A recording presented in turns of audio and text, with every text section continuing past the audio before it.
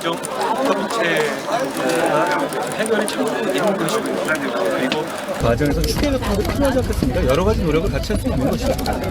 특별히 추계기구 만드는 거는 좀 사전 논의는 언제부터 어떻게 소통을 좀 해오고 있는지.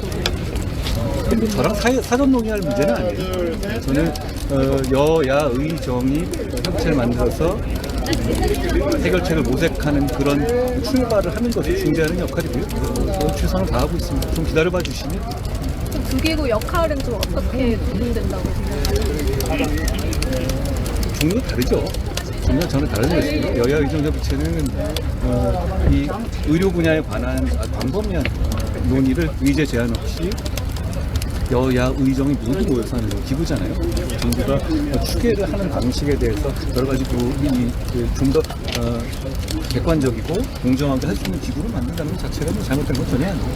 당 지도부에서 그 여야 의정 좀 출범이 쉽지 않다는 의견을 대통령실에 전달했다고 하는데요. 관련해서 저는 전달한 적이 없고요. 여야 의정 협의체가 출범을 할 수 있도록 최선을 다하겠다라는 말씀을 드립니다. 기다려봐 주시죠. 정부도 과거와는 다른 유연의 입장을 보일 것이라고 저는 생각합니다. 근데 지금 사실상 의료계에서 답이 27일 안 왔는데 그럼 지금 진척상 어떻게 되고 있는지 말씀해 주시죠. 좀 기다려봐 주시면 제가 이 진행 상황 같은 것을 중계하거나 하면 오히려 방해가 될 수 있지 않겠습니까? 좀 기다려봐 주시면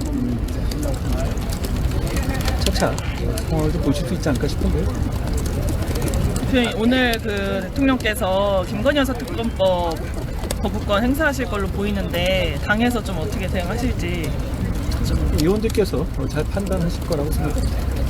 호남동에 수도권동에 확장하신 거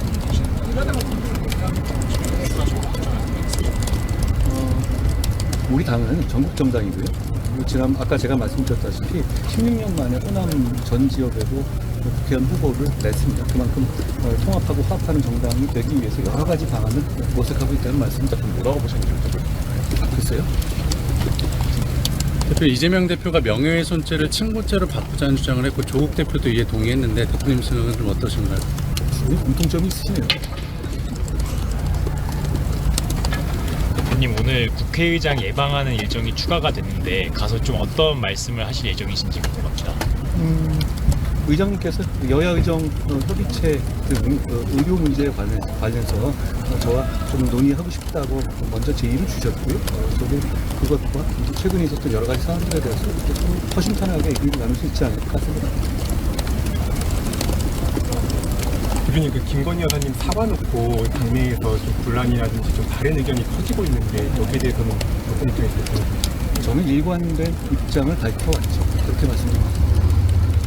오늘 최고위 말씀에서 탄핵 예방 행사 관련해서 말씀을 주셨는데요. 우원식 의장 만나서도 좀 관련해서 항의를 하실 계획이 있으신가요?